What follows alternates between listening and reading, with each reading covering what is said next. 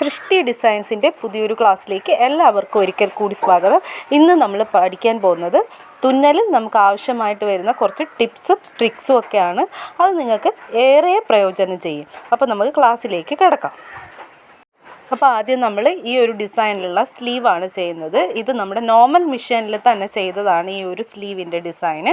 നമുക്ക് ആദ്യം sleeve cut ചെയ്തെടുക്കാം. അപ്പോൾ നമ്മൾ കട്ട് ചെയ്തെടുത്തിട്ടുണ്ട്. അതിനുശേഷം 2.5 ഇഞ്ച് വീതിയും സ്ലീവിൻ്റെ അത്രയും നീളമുള്ള ഒരു പീസ് കൂടെ കട്ട് ചെയ്തെടുത്തു. അതിനുശേഷം സ്ലീവിൻ്റെ റോങ് സൈഡിൽ പീസിൻ്റെ നല്ല വശം ചേർത്ത് വെച്ചിട്ട് ഒരു സ്റ്റിച്ച് ചെയ്ത് കൊടുത്തു. സ്റ്റിച്ച് ചെയ്തെടുത്തിട്ടുണ്ട്.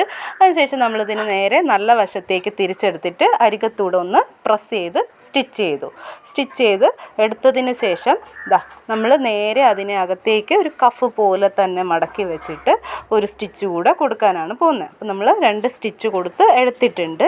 അതിന് ശേഷം ചെയ്യേണ്ടതെന്ന് വെച്ചാൽ ഒരു 3 ബോബിൻ കേസിൽ നമ്മൾ ഒരേ കളർ, നമുക്ക് ഏത് ഡിസൈനാണോ ഏത് കളറിലാണോ ഡിസൈൻ വേണ്ടത് ആ കളറിൽ നൂല് ഇങ്ങനെ നമ്മൾ ചുറ്റി എടുക്കുക. ബോബിൻ കേസ് 4 എണ്ണമാണ് ഞാനിപ്പോൾ എടുത്തിരിക്കുന്നത്. 3 എണ്ണം വേണമെങ്കിലും എടുക്കാം നമുക്ക്.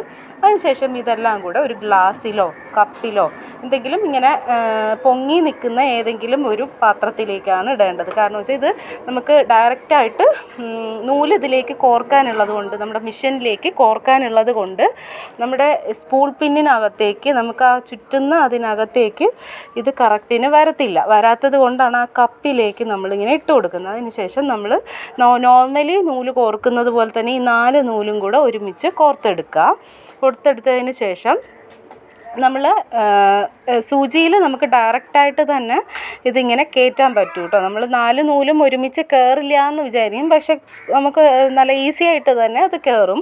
നല്ലോണം ഒന്ന് വെള്ളം തൊട്ട് തേച്ച് കൊടുത്താൽ മതിയാവും.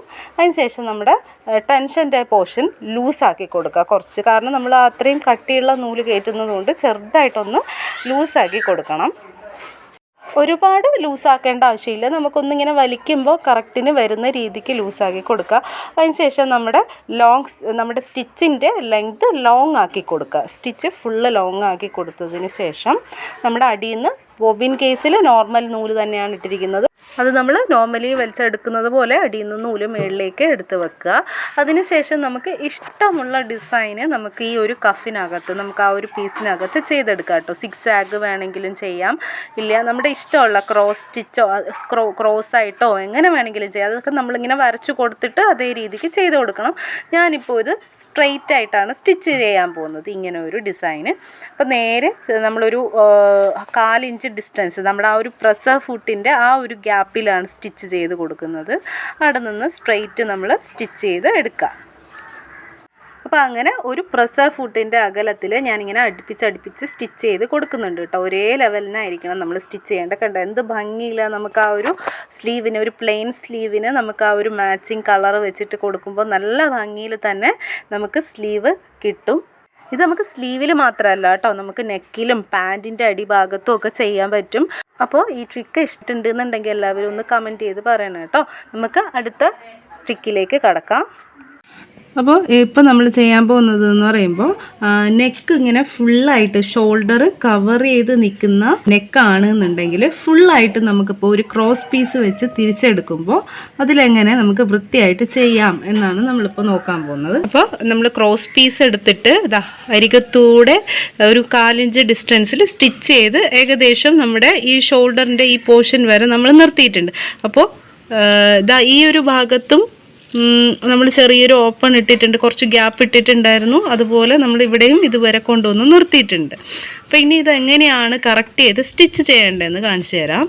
അപ്പോൾ ചിലർ പറയും ഇതിങ്ങനെ മടക്കി ഇതിൻ്റെ മേലെ, അതായത് അടിയിലുള്ള തുണി ഇങ്ങനെ മടക്കിയിട്ട് ഇതിൻ്റെ മേലെ വെച്ചിട്ട് ഇങ്ങനെ സ്റ്റിച്ച് ചെയ്താൽ മതി. പക്ഷേ ഇതിങ്ങനെ തിരിച്ച് വരുമ്പോൾ നമുക്കിവിടെ ഒരു കട്ടി ഫീൽ ചെയ്യുമ്പോൾ അതിനനുസരിച്ചിട്ട് നെക്കിന് ഫിനിഷിങ് കുറയും.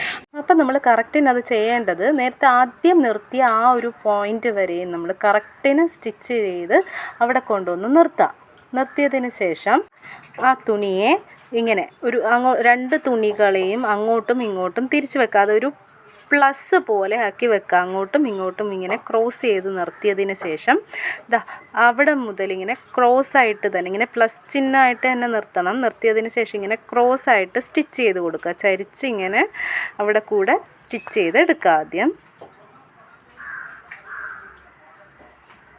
ഇപ്പോൾ നമ്മൾ സ്റ്റിച്ച് ചെയ്തെടുത്തിട്ടുണ്ട്. എക്സ്ട്രാ വന്നിരിക്കുന്ന ആ ഒരു പീസിനെ കട്ട് ചെയ്ത് കളയുക.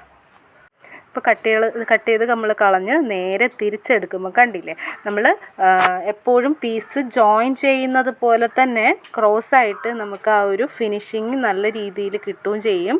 നമുക്ക് ആ ഒരു കട്ടിയൊന്നും അവിടെ ഇല്ലാണ്ട് ആ ഒരു ഭാഗത്ത് മടങ്ങി വരുമ്പോൾ നല്ല വൃത്തിയിൽ തന്നെ കണ്ടോ, ഇങ്ങനെ മടങ്ങി വരുമ്പോൾ നോക്കുമ്പോൾ ഒരേ അളവിൽ തന്നെ നമുക്ക് കിട്ടും.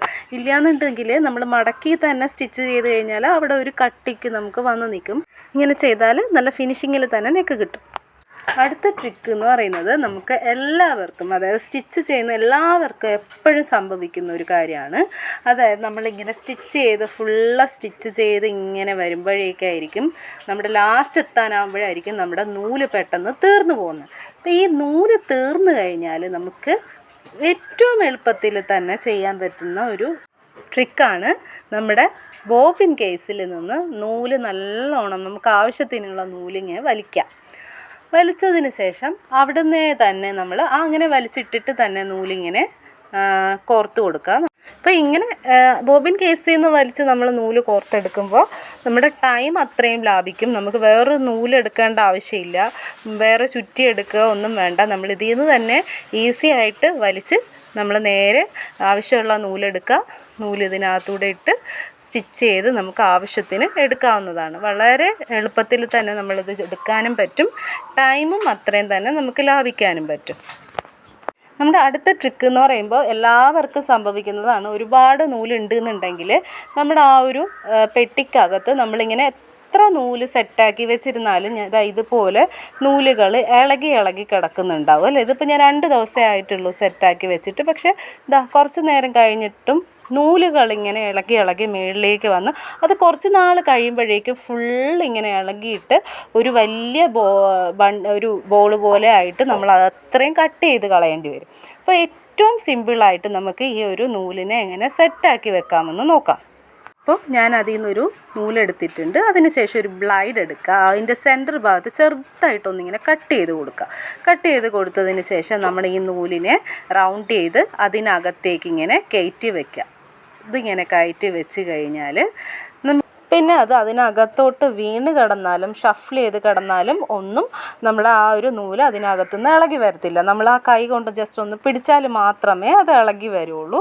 അപ്പോൾ ഇങ്ങനെ വെക്കുന്നതിലൂടെ നമ്മുടെ ആ ഒരു കുരുങ്ങുന്നത് എന്നുള്ള ഒരു പ്രോബ്ലം നമുക്ക് ഒഴിവാക്കാൻ പറ്റും കേട്ടോ. അപ്പോൾ ഇത്രയായിരുന്നു ഇന്നത്തെ ടിപ്സ്. ഇന്നത്തെ ടിപ്സും ട്രിക്സും ഒക്കെ ഇഷ്ടമായി എന്ന് വിചാരിക്കുന്നു. ഇഷ്ടമായാൽ എല്ലാവരും ഒന്ന് കമൻറ്റ് ചെയ്യുക, ലൈക്ക് ചെയ്യുക, ഷെയർ ചെയ്യുക, സബ്സ്ക്രൈബ് ചെയ്യുക. സബ്സ്ക്രൈബ് ചെയ്യുമ്പോൾ കൂടെയുള്ള ബെല്ലൈക്കണും കൂടെ ഒന്ന് പ്രസ് ചെയ്യുക. Thank you.